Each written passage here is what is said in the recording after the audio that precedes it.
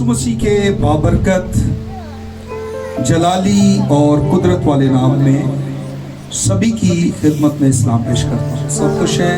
Praise the Lord. दोनों हाथ आसमान की तरफ उठाएं, लहराएं, जोर से बोले हालेलुया, प्रेज़ द लॉर्ड। शुक्रगुजारी करते हैं खुदामंद जिंदा खुदा की, जिसने ये खूबसूरत दिन वक्त दिया है कि हम आज फिर पाम संडे को बड़े धूमधाम के साथ बड़े पुरजोश होकर मना रहे हैं। सेलिब्रेशन है आज और खुदा का शुक्रगुजार हूँ कि खुदामंद ने ये मुमकिन किया। सो मेरे साथ देखिएगा मुकद्दस लूका का इंजीली बयान, उसका 19वां बाब 28 से 44वीं आयत, वर्स 28 till 44। खुदा के कलाम में बहुत ही खूबसूरत बात रकम है।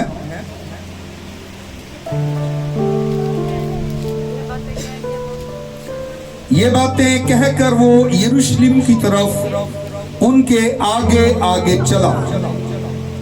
जब वो उस पहाड़ पर जो जैतून का कहलाता है बैतफगे और बैतनिया के नजदीक पहुंचा, तो ऐसा हुआ कि उसने शागिर्दों में से 2 को ये कहकर भेजा कि सामने के गांव में जाओ और उसमें दाखिल होते ही एक गधी का बच्चा बंधा हुआ मिलेगा जिस पर कभी कोई आदमी सवार नहीं हुआ, उसे खोल लाओ।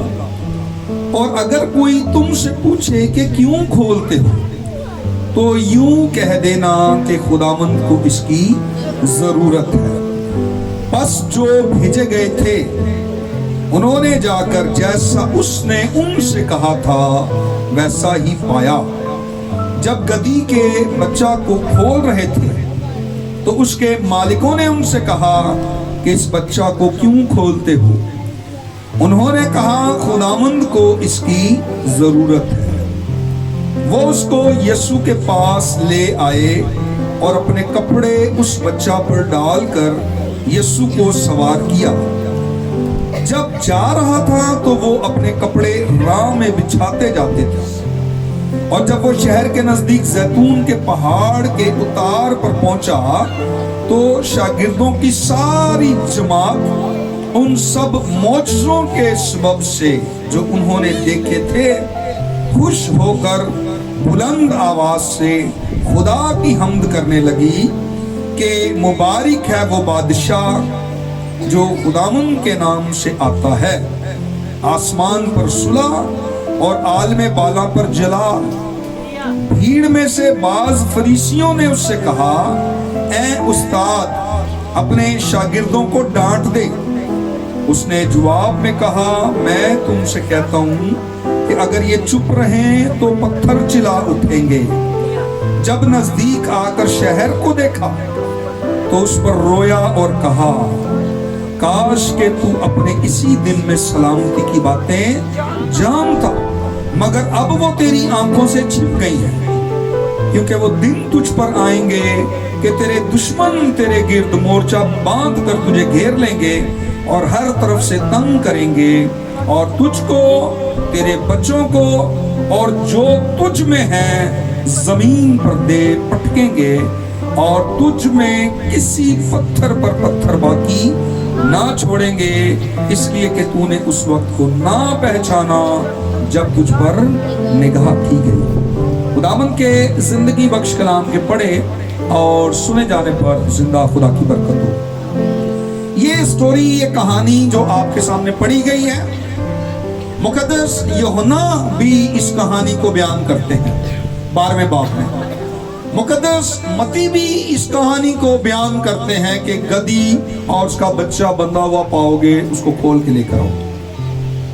सो यहां पर हम देखते हैं कि यीशु ईस्ट से वेस्ट की तरफ जा रहे हैं और रास्ते में 2 गांव हैं, बैतफगे और बैतनिया। हम देखते हैं बैतफगे इब्रानी जुबान में इसका मतलब है हाउस ऑफ फिग्स, यानी इंजीर का घर, और बैतनिया جس کا عبرانی میں مطلب ہے ہاؤس آف دا پور، غریبی کا گھر جو ہے. اور ہم دیکھتے ہیں کہ یہ بات جو یوحنا بھی بتا رہا ہے، یہ 300 پیشن گوئیوں میں سے ایک خوبصورت پیشن گوئی ہے جو پوری ہو رہی ہے. اور یہ بات زکریا 9:9 میں لکھی ہوئی ہے. آئیے گا ذرا آپ دیکھیے گا میرے ساتھ. یہ جو بات رسول کر رہے ہیں یہ اپنی طرف سے بات نہیں کر رہے، اور یہ بات زکریا 9 باب اس کی 9 آیت میں لکھی ہے. اے بنت صہیون تو نہایت شادمان ہو، اے دختر یروشلم خوب للکار، کیونکہ دیکھ تیرا بادشاہ تیرے پاس آتا ہے، وہ صادق ہے اور نجات اس کے ہاتھ میں ہے، وہ حلیم ہے اور گدھے پر، بلکہ جوان گدھے پر سوار ہے. یہ اس مسیح کی آئیڈینٹیفیکیشن تھی، یہ اس کی شناخت تھی کہ جو مسیح آنے والا ہے، جس کی پیشن گوئی کی گئی ہے، جس کے بارے میں نبیوں نے بتایا ہے، یوحنا، متی، لوکا، اسی نجات دہندہ، اسی حلیم بادشاہ کے بارے میں یہ پیشن گوئی کر رہے ہیں، اور یہ والا حوالہ کوڈ کر رہے ہیں، اور وہ بتا رہے ہیں کہ تیرا بادشاہ تیرے پاس آ رہا ہے. یسوع کی شناخت کے بارے میں زکریا یہ پہلا شخص ہے جو کھجوروں کے اتوار کے بارے میں بتا رہا ہے، پام سنڈے کے بارے میں بتا رہا ہے، اور کھجور کی ڈالیاں اور یہ فتح کی علامت، اس کے بارے میں یہ پہلے سے بتا دیا گیا ہے. پہلے سے ہمیں اس سے آگاہی جو ہے ہو چکی ہے، بتا دیا گیا ہے، پیشن گوئی کر دی گئی ہے. اور یہ بھی اس پام سنڈے کی یعنی کھجوروں کے اتوار کی کہانی بیان کر رہے ہیں. اس کی جو وجہ ہے، جو اس کی ریزن ہے، جو اس کا پس منظر ہے، وہ ہم زکریا 9 باب میں دیکھتے ہیں. لکھا ہے تیرا بادشاہ تیرے پاس آتا ہے، اور وہ بادشاہ گدھے پر سوار ہے. بادشاہ ہمیشہ گھوڑے پر یا بگھی پر آتے ہیں، پورے پروٹوکول کے ساتھ آتے ہیں. ہمیشہ یہ دیکھا گیا ہے کہ لوگ جو ہیں وہ بادشاہ کے پاس جاتے ہیں، لیکن یہ کیسا بادشاہ ہے؟ یہ کسی بگھی پر نہیں، کسی گھوڑے پر نہیں ہے، اس طرح کے پروٹوکول میں نہیں ہے. یہ گدھی کے بچے پر سوار ہے اور یہ لوگوں کے پاس جا رہا ہے. یہ کیسا بادشاہ؟ وہ بادشاہ جن کے پاس لوگ جاتے ہیں، وہ بادشاہ غرور، گھمنڈ، متکبر ہیں، گھمنڈی ہیں، گھمنڈ سے بھرے ہوئے. لیکن یہ بادشاہ حلیم ہے، کہتا مجھ سے سیکھو کیونکہ میں حلیم اور فروتن ہوں. لکھا وہ حلیم ہے، وہ گدھے پر سوار ہے، وہ آ رہا ہے آپ کے پاس. اور یہ پیشن گوئی ہم خدا کے کلام میں سے پاتے ہیں. یہ کیسی خوبصورت ایگزامپل ہمیں دے رہا. لکھا وہ صادق ہے، اس کی ذات میں کوئی گناہ نہیں ہے، اور وہ نجات دہندہ ہے. یہ ہولی ویک جو سٹارٹ ہوا، اب یہیں سے جیزس کی کروسیفکشن کے بارے میں، اس کی مصلوبیت کے بارے میں ہم دیکھتے ہیں. اب یہیں سے کام جو ہے وہ سٹارٹ ہو گیا. یہ بڑے خوش ہیں، نعرے لگا رہے ہیں، کیونکہ یہ جانتے ہیں کہ رومن امپائرز کا جو جبر ہے، جو ظلم ہے، جو ان کی اس وقت وہاں پر حکومت تھی، راج تھا، اب وہ سمجھ رہے تھے کہ یہ وہ بادشاہ ہے جو ہمیں اب رومیوں کے تسلط سے، ان کے جبر سے، ان کی بادشاہی سے نجات دینے کے لیے آیا. یہ نعرے لگا رہے ہیں ہوشانا ہوشانا، اور یہ بڑی خوبصورتی کے ساتھ اس بات کا اظہار کر رہے ہیں. لیکن ہم دوبارہ لوکا کی انجیل میں آئیں گے. لکھا اس نے ان دو سے کہا کہ سامنے کے گاؤں میں، اس گاؤں میں جانا، اور وہاں پر تمہیں گدھی کا بچہ بندھا ہوا ملے گا، اسے کھول کر لاؤ. آپ کو پتا ہے کہ کسی دوسرے شہر میں جانا اور پھر وہاں پر گدھے کو یا اس کے بچے کو کھولنا کیا آسان ہے؟ اس کو لے کر آنا آسان ہے؟ اٹس ویری ڈیفیکلٹ، بہت مشکل ہے. لیکن یسوع نے ان کو کہا کہ اس شہر میں جاؤ اور وہاں پر اس بچے کو، گدھے کے بچے کو کھول کر ले कर आओ। अगर वो तुमसे पूछें उसके मालिक, तो क्या कहना? इसकी खुदावंद को जरूरत है। बड़ी खूबसूरत बात है।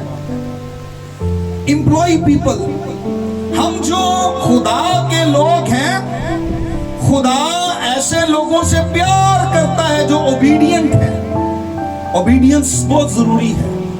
यहां पर यीशु ने भेजा, वो गए, नो आर्ग्यू। हम क्या करेंगे वो नहीं देंगे हमें। ये खुदा के काम के लिए लोग जो अपने आप को पेश कर देते हैं, हुक्म मानते हैं, ओबे करते हैं, ये दोनों यीशु की बात मान कर गए हैं। और आगे उस शख्स ने क्वेश्चन किया है, क्यों खोल रहे इसको? उन्होंने कहा खुदावंद को इसकी, और उसने दे दिया। एम्प्लॉय पीपल, जो वाकई खुदा के काम के लोग हैं, उसने खुदा के लिए दे दिया।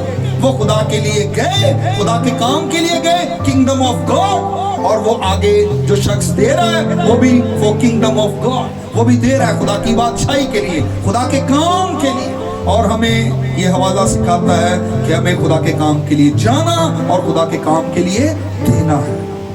इन्होंने कोई आर्ग्यू नहीं किए, खुदा के काम के लिए दे रहे हैं, खुदा के काम के लिए जा रहे हैं। ओबीडियंस। फिर हम खुदा के कलाम में इन इश्खास के बारे में देखते हैं कि जब वो जाकर उस गधे के बच्चे को लेकर आ रहे हैं। गधी के बच्चे की या गधे के दो काम हैं।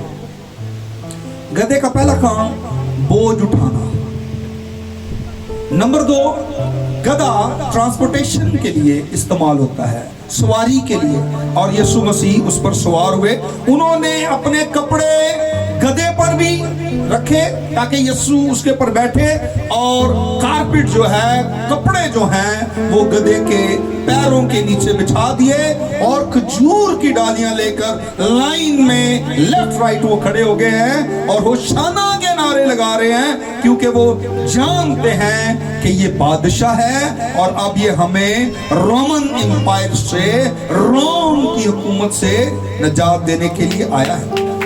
लेकिन सुनिएगा, वो समझ रहे थे कि ये हमें जो है पॉलिटिकली ये हम पर राज करेगा।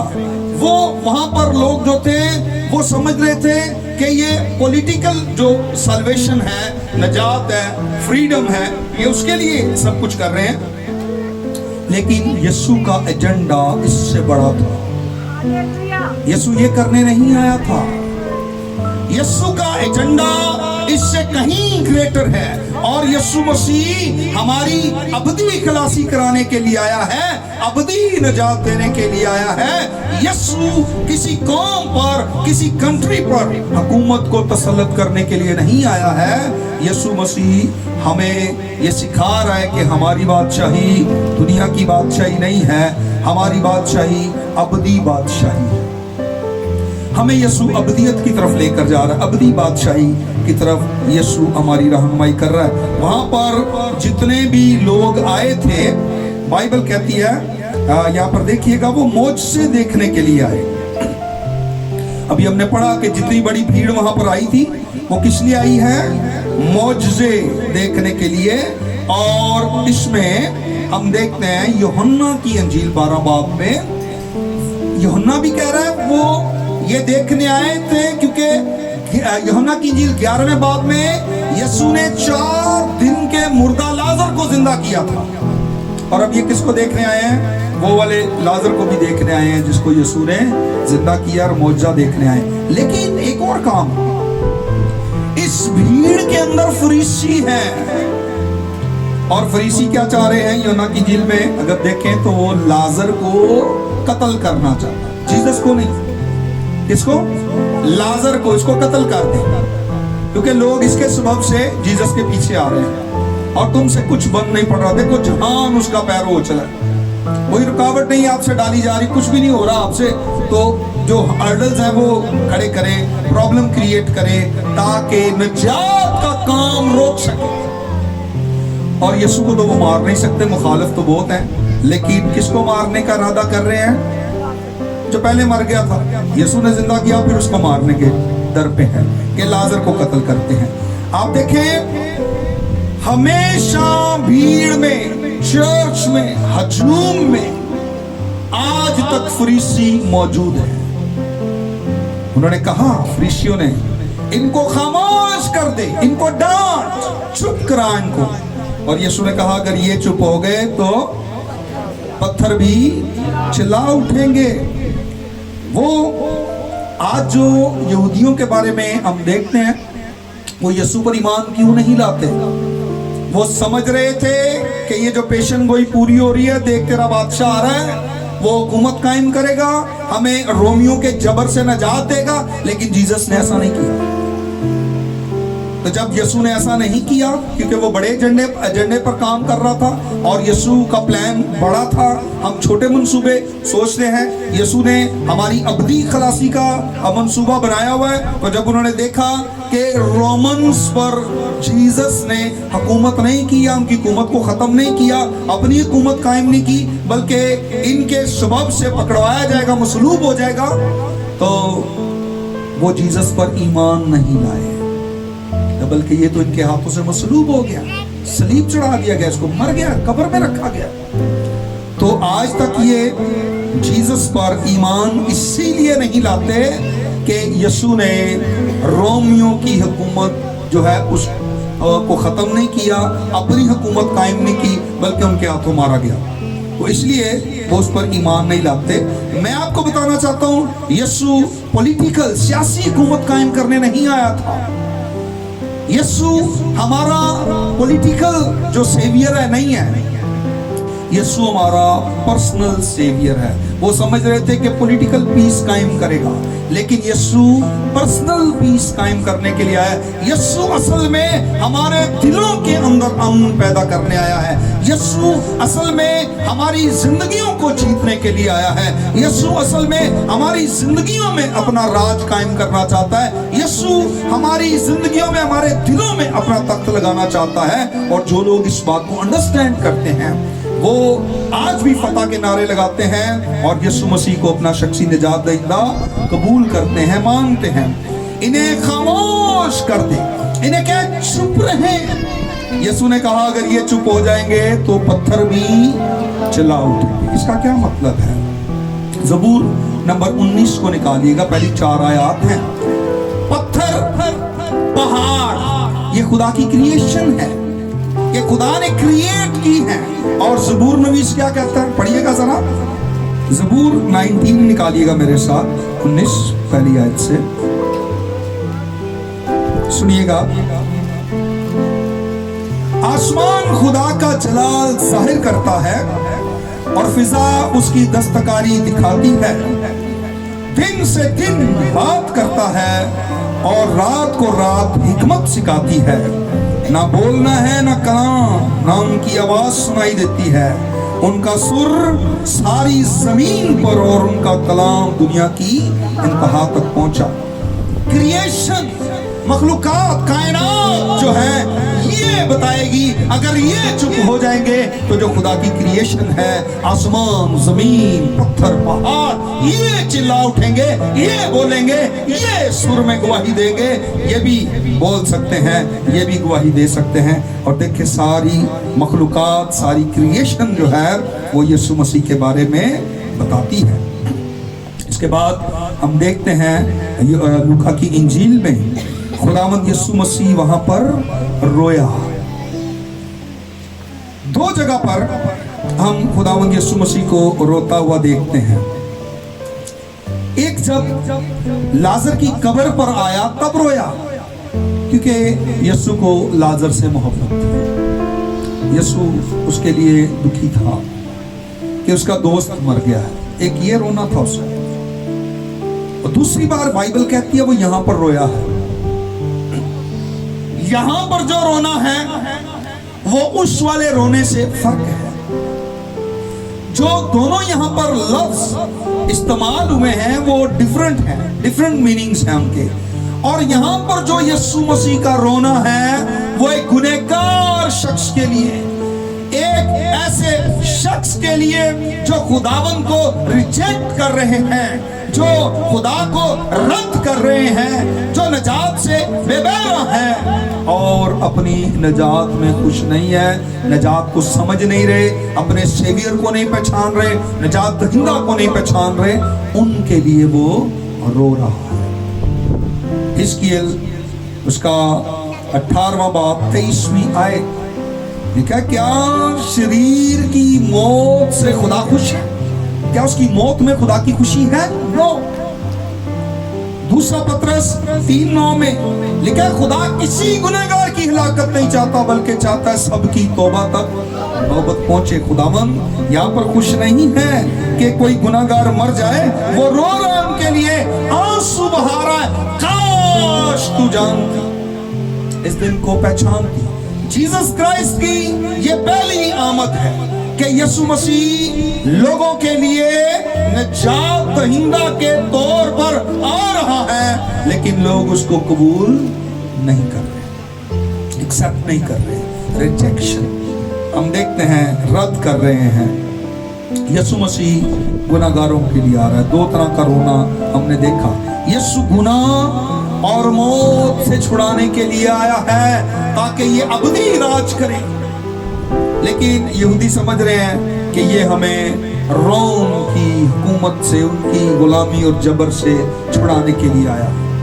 यीशु इसलिए नहीं आया। यीशु का एजेंडा बहुत बड़ा है और हम देखते हैं यीशु ने कहा, काश तू इस दिन में सलामती की बातें जानता, मगर अब वो तेरी आंखों से छिप गई हैं। वो दिन आएंगे कि तेरे दुश्मन तेरे गिर्द मोर्चा बांध कर तुझे घेर लेंगे, हर तरफ से तंग करेंगे, पत्थर पर पत्थर बाकी ना रहेगा।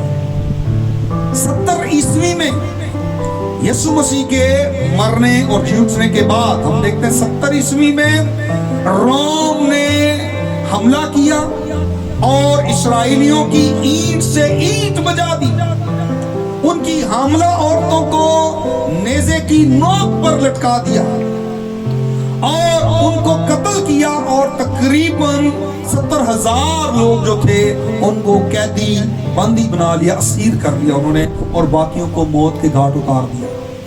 और हैकल जो बनाई गई थी उसके अंदर सोना लगाया गया था और जब हैकल को जलाया गया, आग लगी तो वो सोना पिघल पिघल कर नीचे फर्श की जो ईंटें थी उनकी दरारों में जब वो चला गया तो उन्होंने नोकदार हथियारों से खंजर के साथ और उन्होंने उन ईंटों को निकाल कर उखाड़ कर वहां से सोना निकाला। यीशु ने कहा, इस पत्थर पर पत्थर बाकी ना रहेगा। हम देखते हैं कि खुदावंद यीशु मसीह ने जो हमें यहाँ पर लेसन दिया है, हमें खजूरों के इतवार का जो पैगाम दिया है, इसमें हम देख सकते हैं कि किस तरीका से लोग शहाना इस्तकबाल तो करते हैं लेकिन साथ ही उसको रिजेक्ट करते हैं, उसको शख्सी नजात दहिंदा कबूल नहीं करते, उसको अपनी जिंदगी का बादशाह नहीं मानते, उसको अपनी जिंदगी का मालिक नहीं मानते, अपनी जिंदगी पर मुकम्मल इख्तियार नहीं देते और फिर होशाना के नारे भी लगाते हैं। मैं आपको बताना चाहता हूं कि यीशु मसीह इस जमीन पर बादशाही कायम करने नहीं आया था। वो इसी गलत फहमी में थे, वो यही समझ रहे थे कि अब रोम की हुकूमत खत्म होगी और जीसस क्राइस्ट हुकूमत कायम करेंगे, अब यहूदियों की हुकूमत होगी। सुने यीशु क्या कह रहा है, मत्ती के इंजील 10वें बाब को निकालिएगा, उसकी 34 से 36वीं आयत। यीशु मसीह ने क्लियरली उनसे बात की थी, उनको बताया था, उनसे कहा था। मत्ती चैप्टर 10 वर्स 34,